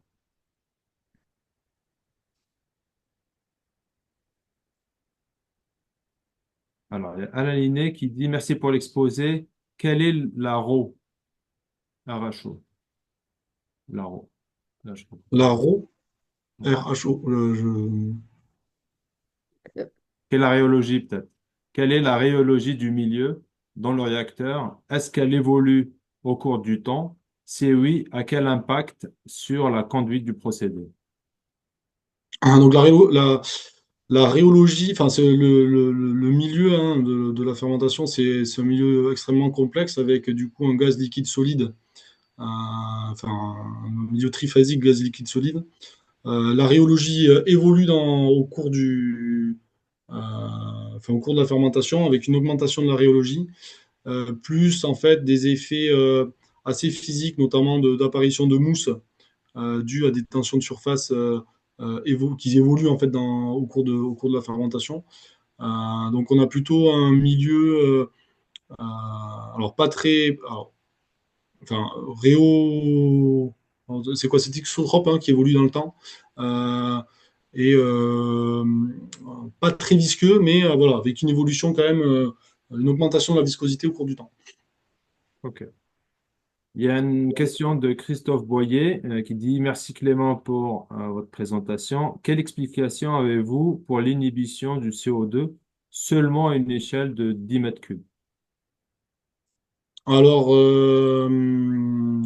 seulement à l'échelle du 10 mètres cubes, on a déjà quand même des pressions en fait à l'intérieur des fermenteurs qui sont de plusieurs bars. Hein. Donc, on est monté, je pense, jusqu'à quasiment 3,5 bars. Et donc, on a en fait des pressions, une solubilité partielle du CO2 qui est plus importante à ces échelles-là et qui deviennent en fait toxiques pour certains micro-organismes. Et c'est ce qu'on a pu valider derrière par des essais à échelle laboratoire. En fait, on a forcé une teneur en CO2 plus grande à échelle laboratoire et on s'est rendu compte que du coup la mortalité des micro-organismes était plus importante. Donc c'est par l'effet en fait d'échelle, il est déjà la pression hydrostatique hein, qui force en fait la solubilité du CO2 et qui est plus grande à ces échelles-là qu'à échelle laboratoire. Si. Alors, il n'y a pas d'autres questions. Alors, voilà. Peut-être qu'il y en a une là ouais, voilà. Il y a Lancelot Tillard qui dit merci Clément pour cette excellente présentation. Peut-on conclure que la méthode de scale-up des bioréacteurs reste encore très empirique et que les méthodes théoriques, à travers la modélisation, sont encore trop limitées pour être pertinentes? Merci Lancelot pour la question. Euh, alors je pense que j'ai pas assez d'expérience dans ce milieu-là, hein, donc j'avoue que je viens plutôt de la chimie classique. Je travaillais plutôt dans le monde du polyamide avant. Je pense que je suis pas forcément la personne la plus pertinente pour répondre à cette question, mais en tout cas de mon expérience et des différentes discussions que j'ai pu avoir avec les partenaires qu'on a eu dans le cadre de BioImpulse, euh, on coupe pas en fait à faire des essais à grande échelle.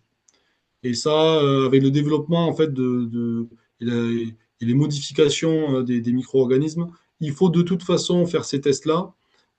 Et moi, de ce que je comprends, c'est que même si on peut du coup gagner en performance en travaillant sur le procédé de fermentation, de toute façon, il faut quand même se confronter à des essais à grande échelle le plus rapidement possible. Ce qui peut être quand même problématique, hein, c'est des coûts quand même très importants. Faire tourner des fermenteurs de 200 mètres cubes, ça demande quand même de la ressource, des hommes, du matériel, de l'allocation d'équipements. Donc c'est un coût quand même très important. Mais j'ai l'impression que la modélisation ne peut pas anticiper tous les phénomènes qui peuvent se passer sur ce type de procédé. Merci beaucoup. Je pense qu'on est. Alors, on a 1 minute pour une question complémentaire. Il y a encore il y en a encore 2 questions, donc je vais les poser. Merci Clément. Donc c'est Céline Fustier. Merci Clément pour ce retour d'expérience très intéressant. Êtes-vous allé jusqu'à l'établissement de la corrélation sur le KLA dans vos procédés? Salut Céline. Euh, alors sur le KLA, en fait, notre partenaire ARD avait déjà établi des corrélations sur leurs fermenteurs. Donc on savait à peu près sur du coup les conditions standards qu'ils pouvaient avoir, les KLA qui seraient accessibles aux échelles pilotes et, et démonstrateurs.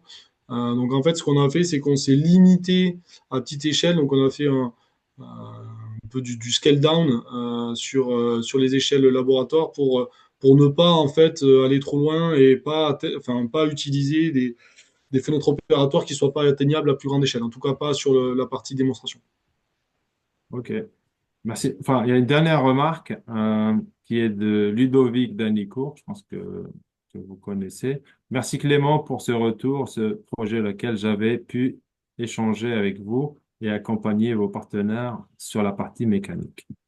Super. Merci Ludovic pour ce complément. Merci. Donc, il est 15h15. Donc, merci beaucoup Clément. Super présentation, super échange. Je passe la main à Frédéric Augier pour la présentation suivante. Frédéric, à toi la main. Ouais, bah merci. Déjà, merci Yacine et Joël de m'avoir invité pour ce webinaire. Euh, alors, ce qui est bien, c'est qu'il y a eu plusieurs points qui ont été abordés dans les présentations de Céline et Clément. Notamment, on a parlé de cisaillement, de l'apport possible de la modélisation et de KLA. Donc, on va retrouver des choses dans ma présentation où je vais essayer d'apporter quelques éclairages supplémentaires. Est-ce que vous voyez ma présentation? Ouais, parfait. Ok.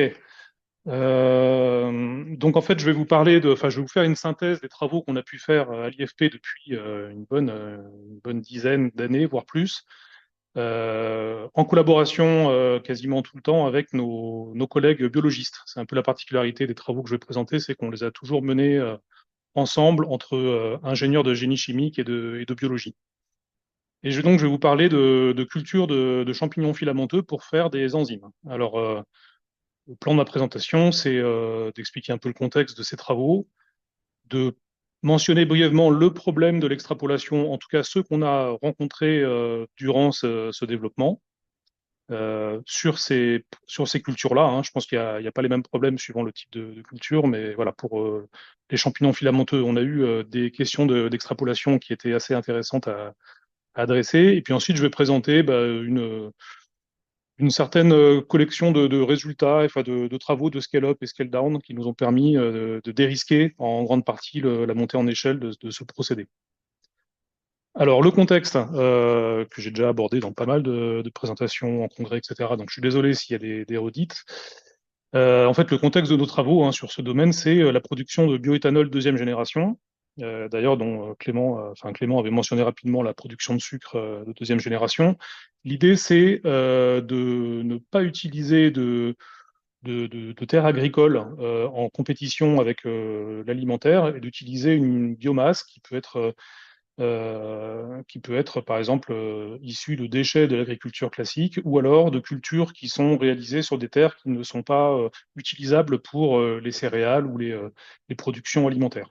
Donc par exemple utiliser la paille pour transformer la cellulose, donc la biomasse lignocellulosique, en glucose, puis ensuite faire de l'éthanol, par exemple. On peut aussi s'arrêter au glucose et utiliser les sucres de deuxième génération pour faire de la chimie si on a envie. Alors, pour faire cette transformation de cellulose en glucose, on a besoin de faire une hydrolyse enzymatique. Et en fait, la particularité du procédé Futurol qu'on développe à l'IFP, c'est de produire les enzymes sur l'usine qui sera utilisée pour produire l'éthanol. Et cette production d'enzymes, en fait, elle est très importante pour le procédé parce que le coût des enzymes est important sur le coût de l'éthanol final. Et en fait, on a pour objectif de dérisquer cette production d'enzymes et de réduire le coût de production des enzymes pour réduire le coût de production global de l'éthanol.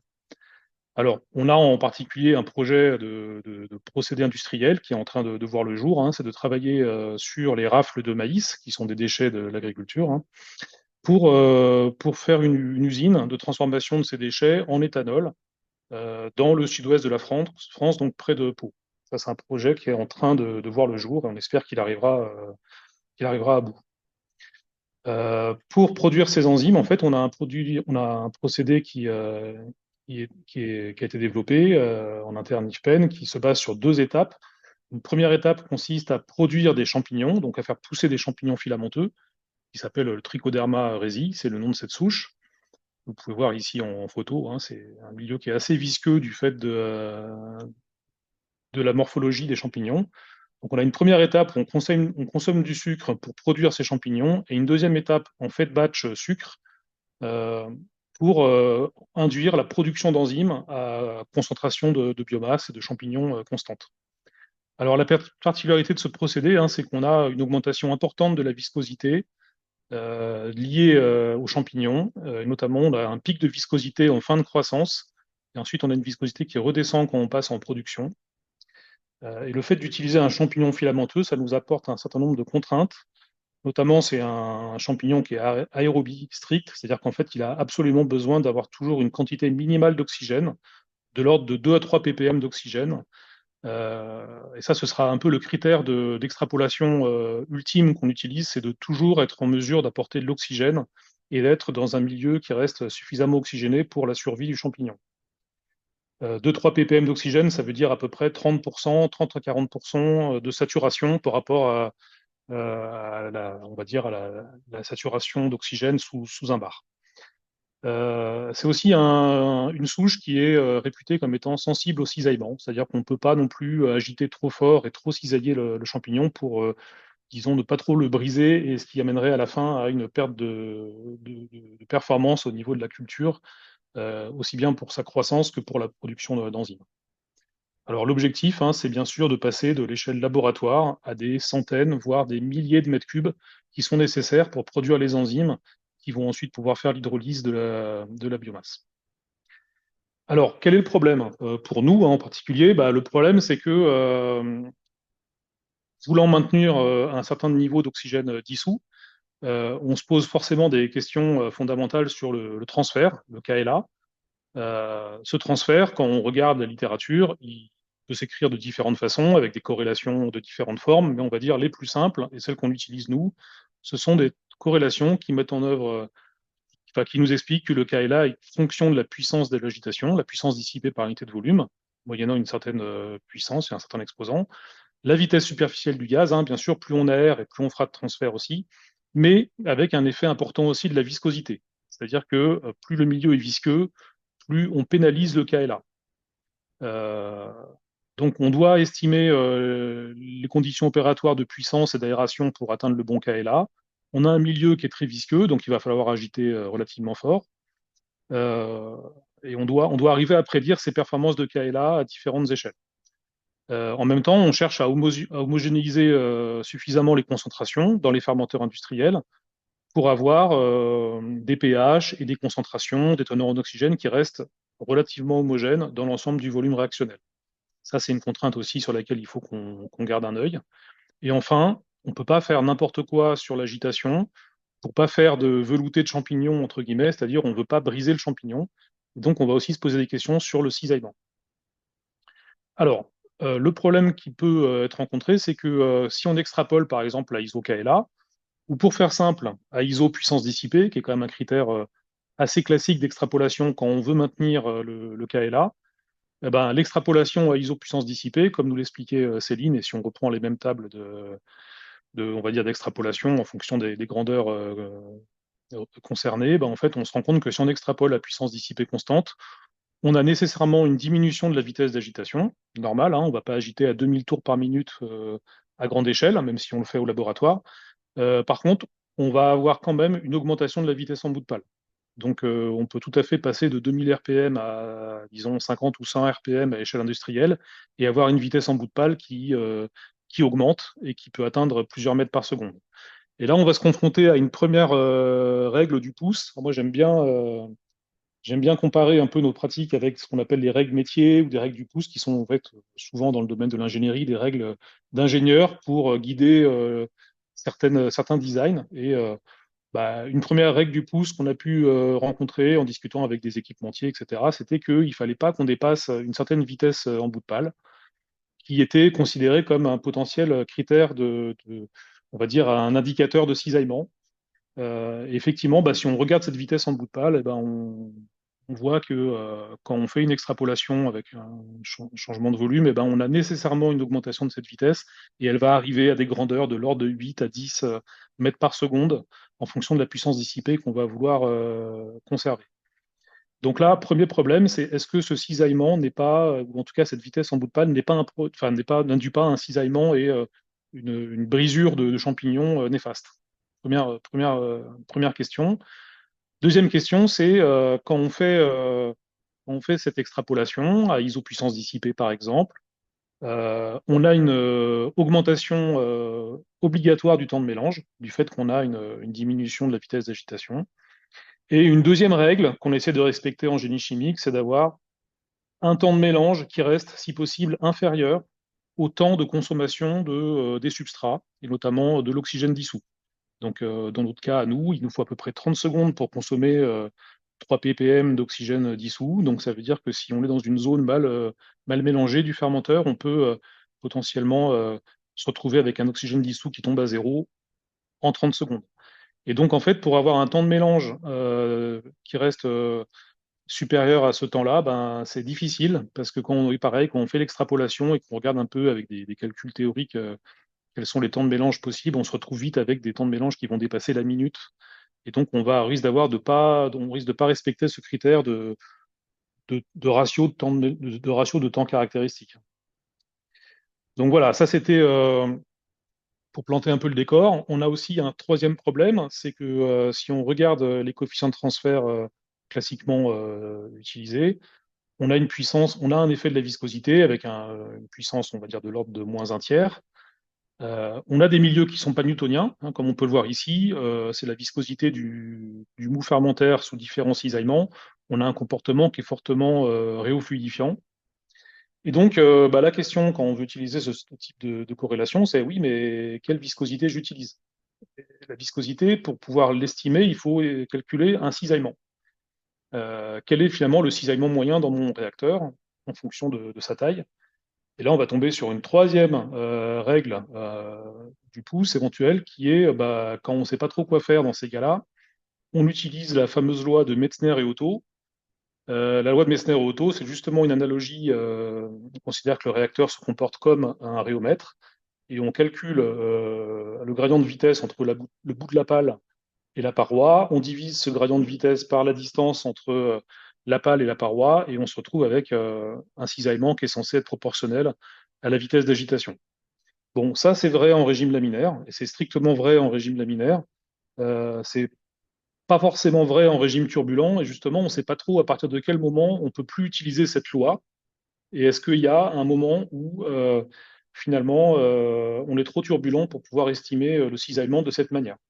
Donc ça, c'est un peu la troisième question qu'on s'est posée, c'est est-ce qu'on peut utiliser la loi de Meissner et Otto, et jusqu'à quelle échelle? Et est-ce qu'à un moment, ne doit-on pas basculer vers un cisaillement qui serait calculé, par exemple, sur la puissance dissipée, en considérant que l'ensemble du cisaillement est induit par les tourbillons et la cascade de Kolmogorov, et à ce moment-là, on peut aussi estimer un cisaillement d'après la taille des tourbillons de Kolmogorov.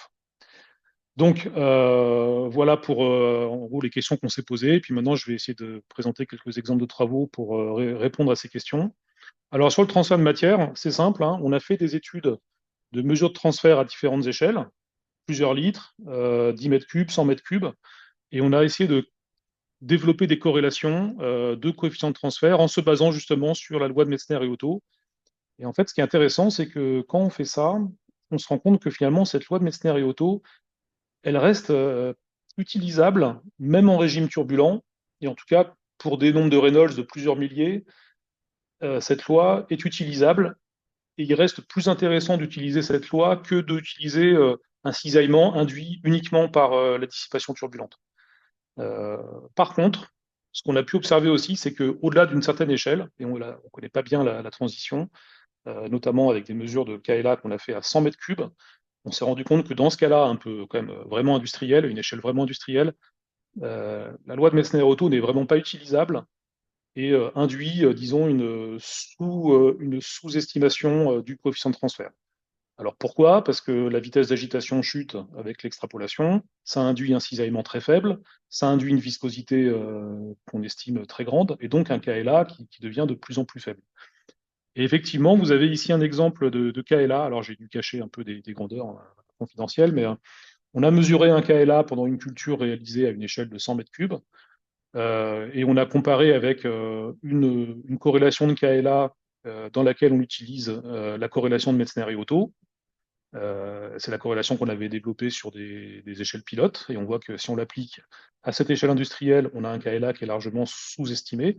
Par contre, si on corrige le calcul du cisaillement et qu'on se base maintenant sur un cisaillement estimé par la dissipation turbulente moyenne, eh ben, on retombe sur un KLA qui est relativement bien estimé. Donc on a quand même pas mal progressé sur cette histoire on va dire, prédiction de KLA à grande échelle en présence de milieux non newtoniens. Néanmoins, on n'a pas encore une idée très claire de où se passe la transition entre le comportement pseudo-laminaire et le comportement purement turbulent. Deuxième question qu'on s'est posée, c'était sur le cisaillement. Finalement, hein, on entend le cisaillement, pour l'estimer, on regarde la vitesse en bout de pale. Bon, est-ce que c'est une bonne idée ou pas? Et en fait, pour répondre à cette question, on a fait des travaux, et on a fait notamment une thèse, où on a fait des cultures de champignons dans différentes conditions d'agitation, toujours avec la même concentration d'oxygène, et on a testé différents mobiles d'agitation qui permettaient d'avoir la même puissance dissipée et la même teneur en oxygène dissous, mais pour des vitesses en bout de pale et des puissances dissipées pour des vitesses en bout de pale très variables. Et donc on a pu comme ça, disons, interroger différents critères d'extrapolation et voir quels critères pouvaient éventuellement expliquer nos résultats obtenus sur différentes caractéristiques qu'on a cherché à mesurer pendant ces cultures. Notamment, on a systématiquement caractérisé la morphologie des champignons en utilisant tous ces mobiles. Est-ce qu'on casse les champignons? Est-ce qu'ils poussent et ils atteignent des grandes tailles? On a mesuré la viscosité aussi. Et enfin, on a mesuré un taux de croissance pendant ces cultures.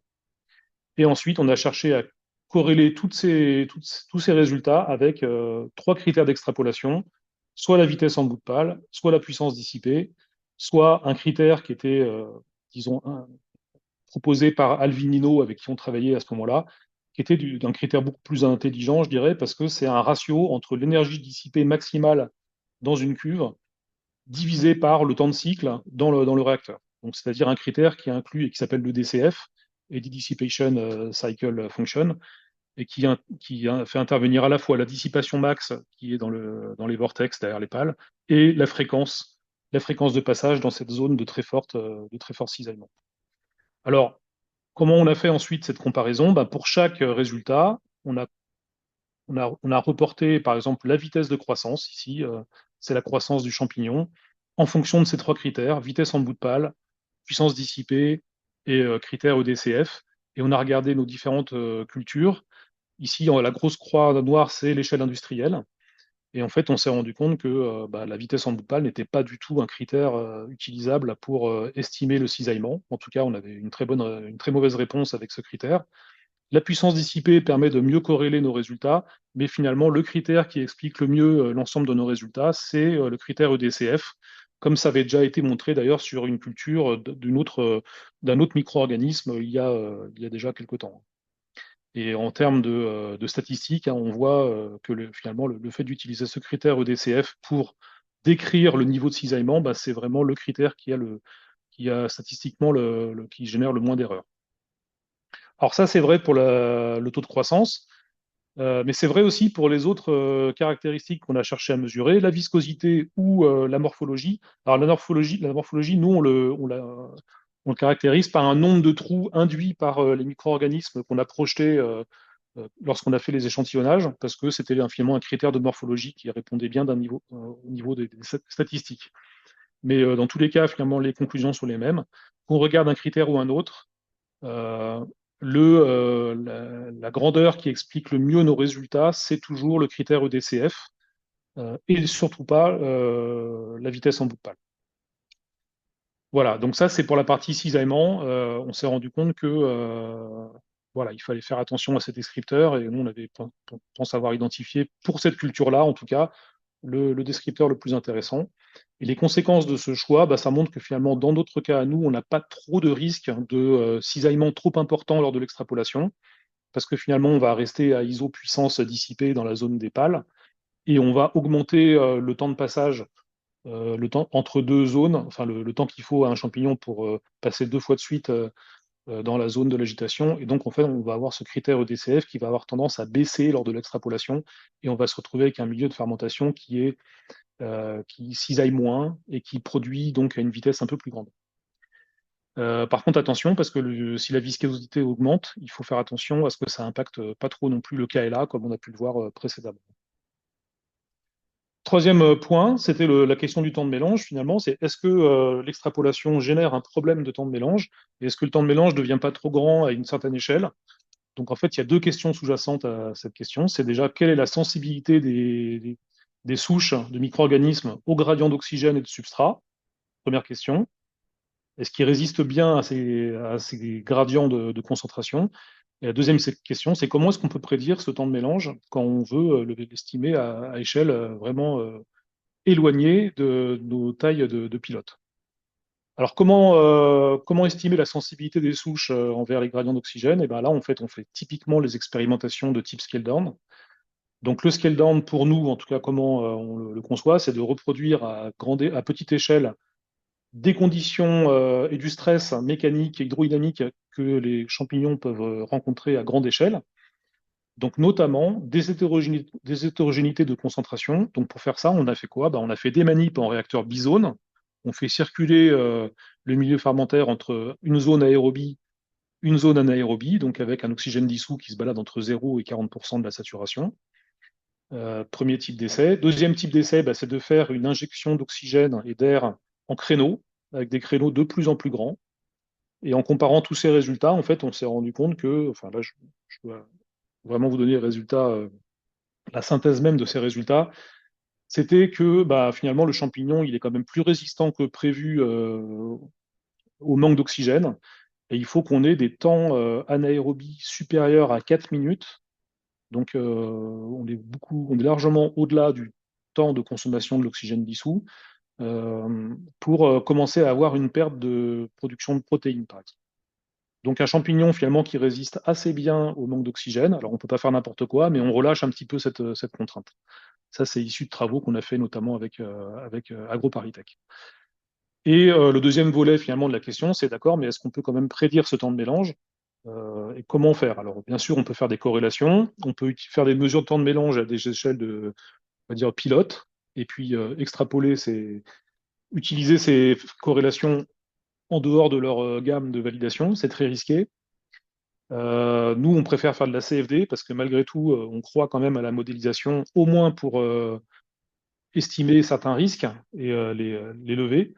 Et donc, c'est un peu aussi quelque chose qu'on fait depuis quelques années, c'est d'essayer d'améliorer l'utilisation des modèles CFD pour les utiliser sur les fermenteurs. Donc, qu'est-ce qu'on fait comme type de CFD? Ben, on fait de la simulation K epsilon avec des modèles Euler-Euler pour prendre en compte la présence de gaz. Et on utilise des lois de fermeture qu'on a dû sélectionner nous-mêmes en faisant plein de tests. Alors finalement, ben, on a validé une loi de traînée, on a validé le développement d'un modèle de bubble induced turbulence, donc la turbulence induite par la présence des bulles. Ça, c'est un travail qu'on a fait avec l'IMFT. Et puis, on a fait une thèse avec Christophe Vial pour améliorer nos modèles CFD. Et finalement, on a obtenu un modèle qui est relativement prédictif sur les profils de vitesse, avec lequel on est aussi capable de bien prédire les taux de hold-up moyens dans les fermenteurs. Et on est également capable de prédire la puissance dissipée dans les fermenteurs en présence ou non de gaz. Donc ça, c'est pour les bonnes nouvelles. On a aussi des bons résultats en termes de prédiction de temps de mélange en écoulement monophasique. Par contre, si on utilise ces modèles pour prédire le temps de mélange en diphasique, on avait une première mauvaise surprise qui était de voir que on a une surestimation importante de ce temps de mélange, comme on peut le voir ici avec, on va dire, des hypothèses classiques de modèles CFD. On a un problème de temps de mélange qui est mal résolu. Et puis on a aussi globalement une hydrodynamique locale qui n'est pas forcément très bonne partout. On a notamment, on prédit une poche de gaz avec un taux de gaz important dans une certaine zone du fermenteur et on sait que c'est pas vrai expérimentalement. Donc on va dire que ce modèle CFD a quelques défauts malgré tout. Alors la question du temps de mélange, on a quand même réussi à la régler en jouant sur un paramètre de la modélisation, hein, notamment on augmente dramatiquement le nombre de Schmitt turbulents, ça augmente la diffusion turbulente, et en faisant ça, on arrive à reprédire le temps de mélange. C'est quelque chose qui n'est pas satisfaisant d'un point de vue fondamental, mais je dirais que d'un point de vue génie chimique, ça peut rendre service, et tant qu'on ne comprend pas bien les mécanismes sous-jacents, nous, on a pris le pari de modifier ce nombre de Schmitt pour recaler avec nos résultats expérimentaux. Alors, qu'est-ce qu'on fait de ce modèle CFD? Par exemple, vu qu'on a fait des fermentations à une échelle industrielle de 100 mètres cubes, dont je ne divulguerai pas le design, on a fait des mesures de temps de mélange dans ce fermenteur en faisant des injections d'ammoniac et en faisant des suivis de pH. Et en fait, on a pu comparer nos temps de mélange mesurés expérimentalement avec nos résultats de simulation CFD. Et en fait, ce qui est vraiment intéressant, c'est que, alors je ne peux pas donc plus donner les valeurs exactes des temps de mélange qu'on a mesurés, mais par contre, ce qui est intéressant, c'est en relatif. On voit que si on utilise la CFD initiale sans avoir modifié le fameux nombre de Schmitt turbulent, on a le même problème qu'à petite échelle. On surestime le temps de mélange. Par contre, si on utilise la même règle qui avait été validée à petite échelle, qui était d'utiliser un nombre de Schmitt à 0,1, et là, on retombe sur une prédiction du temps de mélange qui est tout à fait acceptable. Et il retombe à 10% près sur les temps de mélange qu'on a mesurés expérimentalement. Donc ça montre quand même que la CFD, en utilisant les mêmes règles que celles qu'on avait à petite échelle, permet quand même d'estimer de manière tout à fait de manière tout à fait exploitable les temps de mélange à échelle industrielle. Alors, qu'est-ce qu'on peut faire avec ces modèles CFD? On peut faire plein de choses, hein. Par exemple, on peut les coupler avec des modèles de cinétique simplifiés. Alors, une cinétique simplifiée, hein, c'est quoi? C'est un modèle métabolique où on considère que le micro-organisme va répondre de manière instantanée à des changements de concentration, ce qui est évidemment faux, mais bon, on va dire c'est une simplification qui peut quand même être intéressante dans certains cas. On peut mettre dans la CFD les modèles de transfert d'oxygène, donc le KLA, les tailles de bulles. On peut mettre cette cinétique en utilisant une cinétique qui représente bien la production et la croissance du champignon en fonction de la teneur en sucre.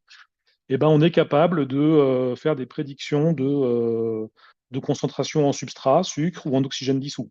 Donc ça, c'est intéressant parce que ça nous donne accès au fameux gradient de substrat. Et en fait, on remarque quoi? Ben, on remarque qu'en fait batch, on a quand même un énorme gradient de sucre, hein. Ça, c'est pour un réacteur de taille intermédiaire de l'ordre de 30 mètres cubes. On a un grand gradient de sucre. Donc on passe de teneur en sucre qui se balade entre 5, 10-2 grammes par litre à quasiment zéro en fond de réacteur. Et c'est normal parce qu'on injecte le sucre en fait batch en tête de réacteur. Et par contre, sur l'oxygène dissous, on est quasiment homogène. On voit un gradient de couleur, mais par contre, en termes de concentration, on est toujours entre 4 et 5 ppm dans cette simulation.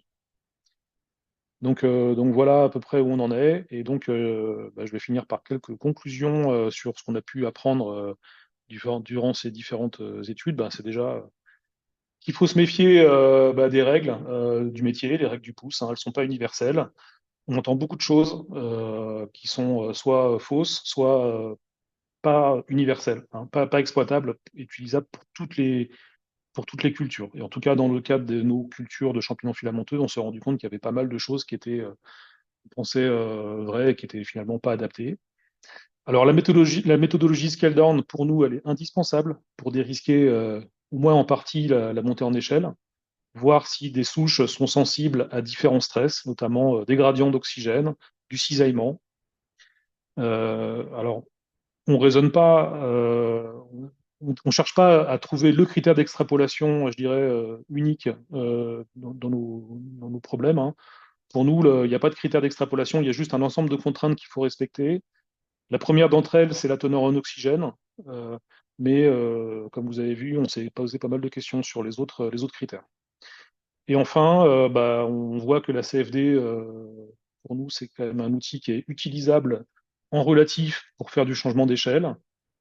Mais c'est un outil qui doit encore être amélioré, notamment sur les écoulements diphasiques denses et notamment en présence de rhéologie non newtonienne. Voilà. Alors je tiens à remercier mes collègues, donc j'ai mis certains en photo, parce qu'on a fait beaucoup de travaux en collaboration déjà entre départements IFPEN. Je remercie aussi les doctorants, le staff technique et tous les partenaires académiques avec qui on a eu la chance de travailler au fil de ces années. Voilà. Et avant de passer aux questions, en espérant que vous en ayez quelques-unes, je voulais juste faire petite introduction sur le congrès SFGP qui aura lieu à Clermont-Ferrand en 2026. Après, je présente parce que j'ai la chance d'être dans le comité d'organisation et on y parlera des différents thèmes que j'ai présentés ici. Je ne vais pas tous les lire, mais notamment si on parle d'extrapolation, de fermentation, on va retrouver des choses sur les outils et méthodes et sur les applications, par exemple agro-bioressources. Donc j'espère que vous pourrez également venir nombreux à ce congrès. Voilà, merci à tous. Merci beaucoup Frédéric pour cette excellente présentation qui effectivement donne beaucoup de conseils, de bonnes pratiques pour l'extrapolation de réacteurs de production d'enzymes. Alors, je vais regarder les questions.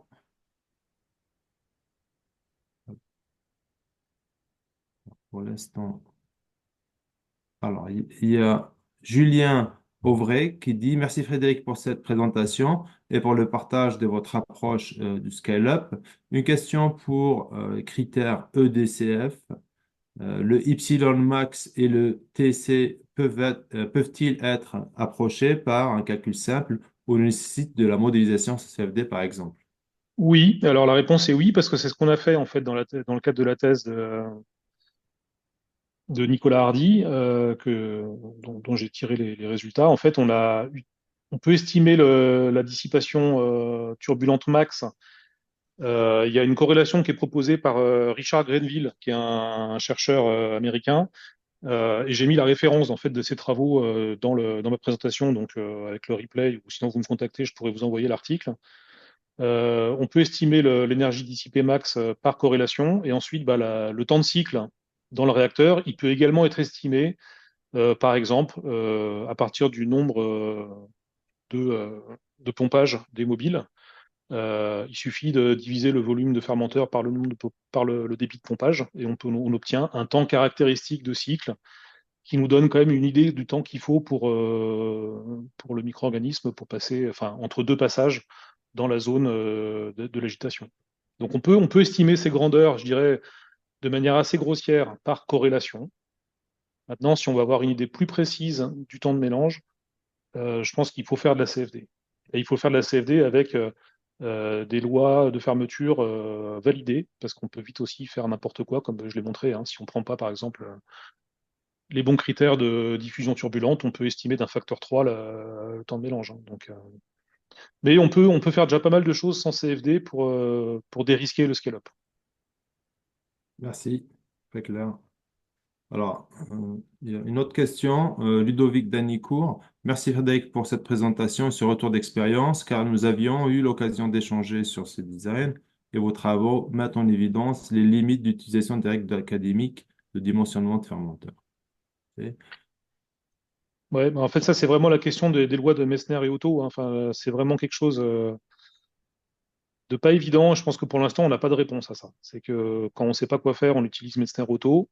C'est pas juste valide en laminaire.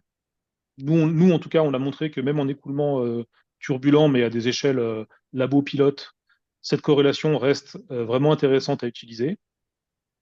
Mais donc, on est turbulent, mais on n'est pas non plus des Reynolds de centaines de milliers. Et la limite de cette loi-là n'est pas encore bien connue, en fait. On sait que c'est faux à une grande échelle, mais on ne sait pas à quel moment ça devient inutilisable. Ok. Alors, une autre question de François Join. Merci beaucoup pour cette présentation pratico-théorique. En rapport avec la slide 15, peut-on parler du cisaillement relatif à la vitesse de bout de pale, indépendamment de la prise en compte de la géométrie du mobile? Autrement dit, à iso-vitesse périphérique, peut-on considérer qu'une hélice marine cisaille autant qu'une Rushton? Alors non, pour nous, non, parce que finalement, on a montré que la vitesse en bout de pale ne répondait pas du tout comme un critère pertinent. La puissance dissipée est déjà un peu plus intéressante pour estimer le cisaillement. Et donc, à iso-vitesse en bout de pale, on n'aura pas du tout la même puissance dissipée entre une hélice marine et une Rushton, et on n'aura pas du tout non plus le fameux critère EDCF, qui se base quand même sur la dissipation turbulente max dans les sillages des pales. Donc, je ne veux pas donner de réponse universelle, mais pour ce que disent nos travaux sur cette application, c'est qu'on s'attend à des cisaillements complètement différents, enfin, ou en tout cas un effet du cisaillement sur le champignon qui seront très différents entre une hélice marine et une turbine Rushton à iso vitesse en bout de pale. Mais je ne veux pas élargir à tous les cas de figure. Il y a des cultures qui n'ont rien à voir avec des niveaux des sensibilités au stress, enfin, au cisaillement beaucoup plus grandes. Donc peut-être que ça se passe différemment avec d'autres cultures. Hein. Super. Merci Frédéric. Je pense qu'il n'y a pas d'autres questions. De toute façon, on est parfaitement dans le timing. Il est 15h50. Donc, te remercie et je remercie chaleureusement Céline et Clément pour les présentations, les excellentes présentations, très complémentaires. Et ce retour à la fois d'expérience et surtout d'expertise que j'espère sera très utile à tous les participants dans leurs travaux. Je remercie les nombreux participants qui sont venus. Alors moi, j'ai 3 mots avant de laisser le mot de clôture à François. Je voudrais aussi remercier Martine pour l'organisation de ce webinaire, ma co-animatrice Joël, avec qui je travaille. Si tu veux rajouter un mot aussi, peut-être, Joël. Non,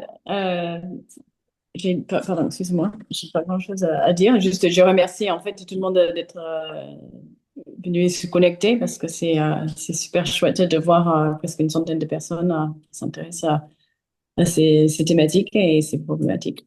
Donc, merci à tous. Ouais, super. Donc, avec Joël, on va vous envoyer donc 2 derniers mots et après, je laisserai la parole à François et à Martine. Donc, on va envoyer un sondage à tous les participants. Alors, l'objectif, c'est de savoir est-ce que vous voulez être sur la liste de diffusion parce qu'on organise des réunions d'échange pour collecter les différents sujets d'intérêt. Donc, si vous voulez être sur la liste de diffusion, vous répondez juste par oui et on vous rajoute. Il y a aussi des réunions de partage. Et enfin, lors du sondage, on va aussi vous demander si vous souhaitez communiquer des travaux ou des travaux ou un retour sur expérience lors des prochains webinaires ou journées scientifiques. Ben, n'hésitez pas à envoyer vos sujets et on les rajoutera à la liste qu'on pourra proposer lors des prochains webinaires. Donc voilà, merci encore. Je pense venez nombreux au congrès incontournable du SFGP. C'est vraiment le congrès de référence sur les génies de procédés. Et donc, je laisse la parole à François pour la conclusion. Merci Yacine, merci Joël pour ce beau webinaire. Et ça fait plaisir en effet de voir que le pôle réacteur et bioréacteur est bien actif avec plusieurs webinaires déjà organisés par le GT réacteur activé aujourd'hui le GT agitation mélange. Donc plus d'une centaine de participants aujourd'hui. Donc c'est un beau succès et des thématiques vraiment passionnantes en effet pour l'extrapolation de nos procédés.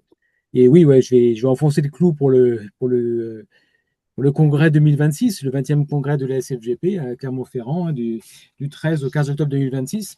J'en profite également pour rappeler que lorsque nous sommes adhérents à la SFGP, nous bénéficions de tarifs réduits pour les différents événements, dont le congrès. Donc là, on est en fin d'année, donc pensez à renouveler votre adhésion ou adhérer à notre belle association.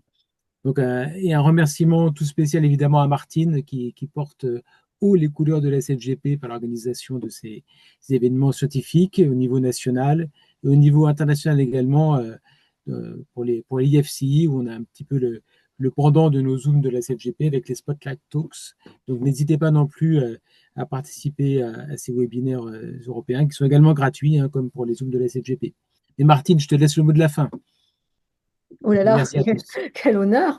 Bon, mais moi, je vais commencer par remercier tous les intervenants parce que c'était une session très pratico-pratique et je pense que ça a beaucoup séduit les participants parce qu'on était à la limite de la formation continue, donc c'était très, très instructif. Et pour les participants qui auraient manqué quelques informations ou qui voudraient revenir sur ces présentations, donc je rappelle que tous les Zooms de la SFGP sont enregistrés et vous pourrez les retrouver sur la chaîne YouTube de la SFGP. Il y en a pour le moment une quarantaine ou 42, je ne sais plus exactement. Et celui-ci sera en ligne d'ici une semaine, 10 jours. Voilà. Eh ben, merci aussi donc à Yacine et à Joël hein, pour avoir proposé cet événement. Et puis effectivement, restez en contact avec nous. On a plein de choses à vous proposer pour 2026, dont le congrès, mais aussi des Zooms, des Spotlight Talks au niveau de l'EFCE, des journées en présentiel. Donc suivez l'actualité de la SFGP. Voilà. Nous Merci comptons sur bien vous. et à bientôt. Au Voilà. revoir. Et bonne soirée à tous. Merci. Au revoir. Merci, au revoir. Au revoir, merci. Au revoir.